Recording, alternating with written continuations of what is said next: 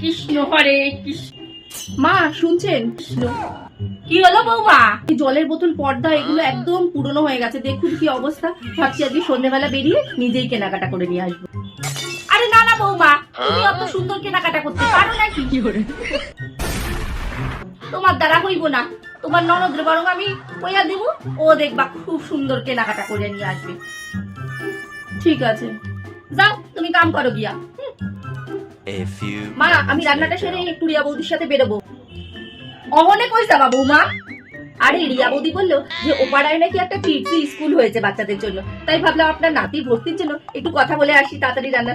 আরে না না বৌমা, তোমার গিয়া কাম নাই। তুমি স্কুলে দিতে উনিগুলোকে ভালো করে কথা কইতে পারবে নাকি? ওর পিসিরে বরং খবর দেবো, ওর পিসি আইসা ভালো কইরা কথা হইলে আমার নাতিরে ভর্তি কইরা দেবে। যাও তুমি রান্না করো গিয়া। A few moments later. বৌমা, ও বৌমা।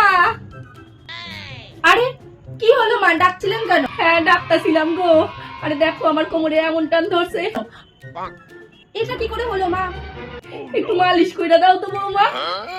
আরে না না না না মা, আমি মালিশ করে দিতে পারবো না। আমি বরং আপনার মেয়েকে ফোন করি, আপনার মেয়ে এসে মালিশ করে দিক। আমি মালিশ করে দিতে যদি শিরার উপর শিরা উঠে যায় মা, তখন তো আরো কষ্ট। আপনি বরং রেস্ট করুন, আমি দিদিকে ফোন করি। আরে না না, ও কি কইরা আইবো? তুমি একটু কইরা দাও। আরে কেন আসবে না মা? আরে আপনার মেয়ে বাড়ির প্রত্যেকটা ছোট ছোট কাজে দৌড়ে দৌড়ে চলে আসে, আর আপনার এত শরীর খারাপ, এত বড় কাজটাই কি আসবে না? তা কি হয় নাকি? দিদি দেখবেন চট করে চলে আসবে। বুড়ি এবার বোঝো ঠেলা, সারাদিন মেয়ের নাম জপতে থাকো না, দেখো এবার। আমি কেন মরি না?